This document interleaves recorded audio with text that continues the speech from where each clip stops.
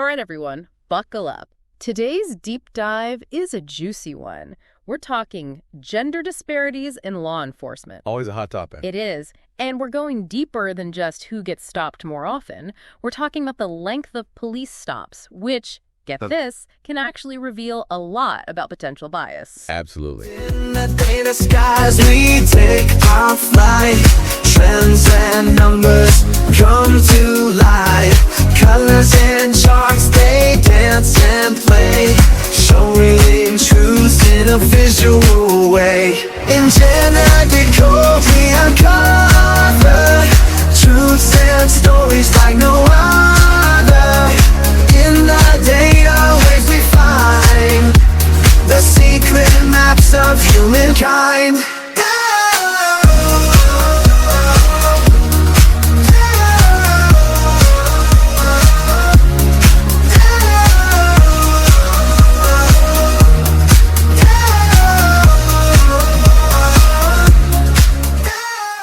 I mean, this is something that we see crop up in the news a lot, right? Right. Whenever there's like a high-profile police stop or incident, involving anybody these days, it seems like, it always raises this question of, is there some kind of bias going on here? And so to actually like dig into some data about this is really, I don't know, it's really interesting stuff. Yeah, and that's what I love about this particular research is that we're actually looking at hard numbers here. Right. We're looking at the duration of police stops and how that differs between men and women. Okay. And I mean, I gotta say, like, at first glance, when I was looking at this, some of the stuff, it seems kind of like, okay, this seems pretty fair, Most police stops, whether you're a man or a woman, they're relatively short. Uh-huh. But then it gets really interesting because the research goes on to say that men are way more likely to experience these super long stops. We're talking over 10 minutes. Yeah. What's going on with that? Well, that's the big question, right? Yeah. I mean, that's kind of what this research is trying to figure out is because if you see a pattern like that, right, where it's okay, most of the time it's the same, but then every once in a while there's this big disparity. You have to ask the question, like, what is it about those particular situations? What is it about those longer stops that is leading to this difference? And one of the things that the research points to is the possibility that it's implicit bias. Okay, so implicit bias for people who are not familiar with that term. Sure. Explain that a little bit. Yeah, so implicit bias, it's kind of like, I'm trying to think of like a good way to put it. It's almost like you have these unconscious beliefs. Yeah. Right. Like, we all have our own unique experiences and upbringings and right things that we're exposed to throughout our lives. And those things can actually like seep into our subconscious and affect the way that we view the world and the way that we interact with other people, even if we don't consciously realize that those beliefs are there. So you're saying just because someone is a man, they might automatically be viewed with a little more suspicion, even if it's not something that anyone's consciously thinking. Yeah. And it's not even just limited to law enforcement, right? I mean, think about how often you see men portrayed as being aggressive or being involved in crime in like movies or TV shows or even just like in everyday conversations. Right. We use these kind of like shorthand stereotypes all the time. And even if we don't personally believe them, or even if we're not actively thinking about them, they can still kind of like work their way into our subconscious, and then they can subtly affect the way that we perceive and react to men in particular. So it's not necessarily that a police officer is consciously thinking, oh, this person is a man, I'm going to treat them differently. But these deeply ingrained societal beliefs could be unintentionally shaping the way that they're behaving in those situations. Exactly. And it's not just like a hunch or anything like that either. Like, there's actually research that backs this up.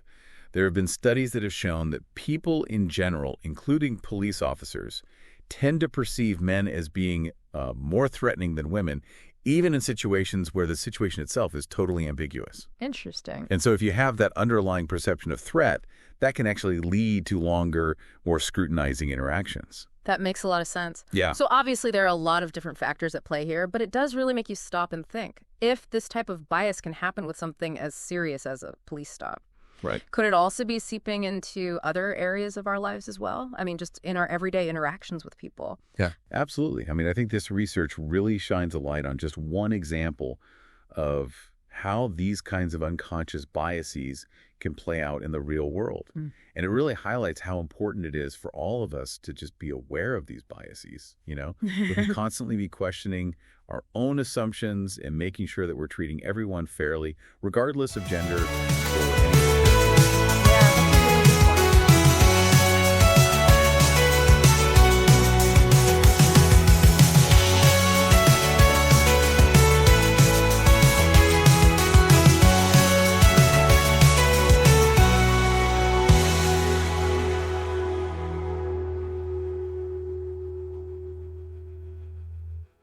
Before we hit the gas on this deep dive, let's make sure everyone's buckled in and up to speed. Your research delves into what you call ticket stops versus non-ticket stops. So what's the difference? Right. So a ticket stop, that's a more straightforward one. You're pulled over, there's a violation, you get a citation. Pretty self-explanatory. Now, a non-ticket stop, that's where things get more interesting. You're still stopped by an officer, but you're free to go without that lovely little ticket gracing your windshield. Could be a warning, maybe a license check, anything where you walk or, I guess, drive away without a fine. Okay, so we've got our definitions straight. Now, where does this whole gender thing come into play? So what's the data telling us? Like, are women more likely to get off with a warning or something? Well, actually, the data shows that women are actually slightly more likely to be pulled over for something that results in a ticket. Really? Yeah, like 66% of women's stops end with a ticket compared to about 55% for men. That is a pretty noticeable difference. It is. But here's the thing. For those ticket stops, the data shows men and women both experience pretty much the same length of time for the stop itself. So it's like if you're getting a ticket, the process is pretty much the same for everyone. Seems that way. Makes you wonder about those non-ticket stops, though. So there's a difference there. This is where it gets interesting. When it comes to those non-ticket stops, the data shows a significant difference in the length of those stops for women. On average, they tend to be longer than similar stops for men. Huh. So is that like they're letting men go quicker, or what could be causing that kind of difference? Well, it's hard to say for sure without more information. One possibility is that officers might be spending more time verifying things like vehicle registration or insurance details with female drivers. Reason maybe they don't believe it's their car? Well, it's possible, right? I mean, it's important to consider all the angles, but yeah, it could be something like that, or maybe there's some other procedural thing that takes longer. We don't really know without digging deeper into the specifics. Yeah. I mean, I'd hate to think unconscious bias is playing a role, but I mean... It's definitely a question worth asking. Right. Unconscious bias is something that can affect anyone, even in subtle ways.